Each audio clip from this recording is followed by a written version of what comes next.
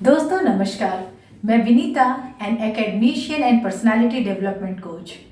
हमेशा आपके साथ छोटी छोटी बातें शेयर कर रही होती हूँ जहाँ मुझे लगता है कि we need to share with each other and we can be benefited. As I am in teaching profession for last 16 years, तो मेजरली मेरा एरिया ऑफ कंसर्न छोटे बच्चे ही होते हैं, छोटे बच्चे या यंग यूथ। सो फ्रेंड्स, आज मेरा टॉपिक है बच्चों की राइटिंग कैसे सुधारें। जनरली हर जगह मैक्सिमम बच्चों को ये रिमार्क्स मिला होता है, improve your hand writing, but how ये कोई नहीं बताता, राइट। तो आज मैं आपके साथ बात करने जा रही हूँ कि बच्चों की राइटिंग को हम इम्प्रूव कैसे करें। तो सबसे पहले हमें इसके पीछे का साइंस समझना होगा। What is the science behind this. Friends, बच्चों की राइटिंग में जो प्रॉब्लम्स मैंने ऑब्जर्व किया है वो जनरली होता है अक्षरों का छोटा बड़ा होना, बच्चों का लिखने का मन नहीं करना, ओवर राइट करना, हर बात पे ये कहना कि आप मुझसे पूछ लो मैं लिखूंगा नहीं। तो इन सब के पीछे जो साइंस है वो ये है कि फ्रेंड्स, यहाँ मैं एक बात आपको कहना चाहूँगी कि by using NLP we will be able to improve confidence, we will be able to enhance the personality of a child, we will be able to help him to be a bit good communicator, good creative writer. तो जब हम बात करते हैं लिखने के पीछे के साइंस को समझने की, तो वो ये है कि कई बार क्या होता है कि हमारे ब्रेन में जो डेटा है वो प्रॉपरली फिल्ड नहीं है। अगर हमारे ब्रेन में जो डेटा है वो सही आंसर है तो we will be able to write neatly, and if the data is not even then we will also write, it will reflect from your hand writing.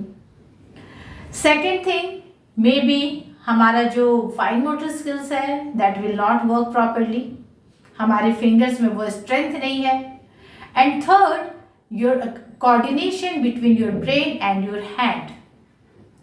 So dear friends, let's talk about how we can help the students to solve their problems. Instead of saying them again and again, write neatly, ये लिखना नहीं चाहता है और improve your handwriting, we should help your child how to improve their handwriting. So मैं बात करती हूँ सबसे पहले आपको कि बच्चे का जो है फॉर्मेशंस, हमेशा ही राइटिंग्स में हम 3-4 प्रॉब्लम फेस करते हैं और राइटिंग का बेसिक जो है वो हमेशा ही sleeping line, slanting line and curve से शुरू होता है। तो basic concept, make them clear. Sleeping line down to up, slanting line down to up और up to down, and curves backward curve and forward curve. These are the basic thing to improve your handwriting, to write neatly. So first of all, give them maximum practice of these things. After that, when it comes to brain, and let's talk about finger strength. Whenever your child is sitting and watching television or whenever you get time, please ask them to do few finger exercises or give them something so that their hand movement, what will help them to strengthen their muscles, finger muscles.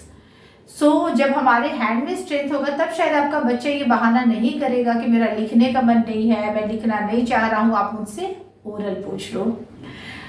Third thing, brain and hand coordination. Friends, अगर हमारे brain में data है भी, fulfilled है, और अगर हम we are not able to write, तो here we can say that हमारा ब्रेन और हैंड का जो कोऑर्डिनेशन है वो सही नहीं है।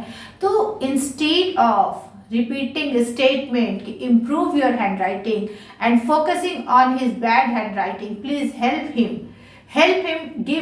ask him to do many exercises so that he will be able to improve his handwriting.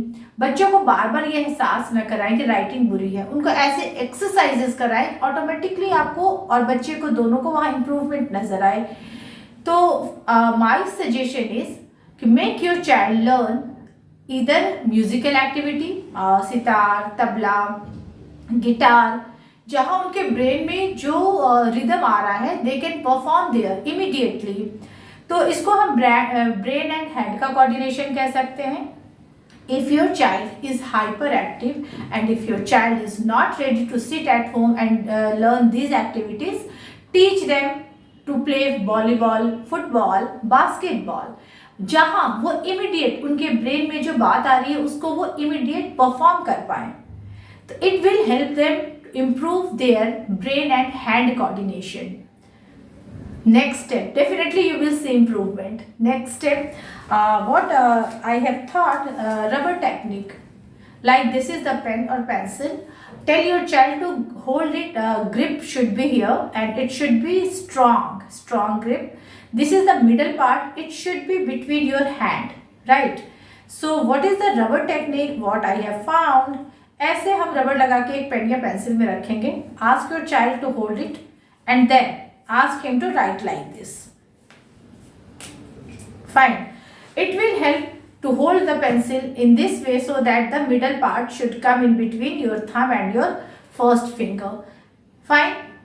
And the arm, left hand arm should be on here and notebook should be like little bit tilted. And then ask him to write. I think rubber technique is very helpful. I liked it very much, so I thought to share with you. Please use this rubber technique with your child. Help your child to learn new things. Help your child to improve whatever the shortcomings are there. Writing एक दिन की बात नहीं है, रातों रात कोई change नहीं आता है. So teach your child, help your child, guide your child.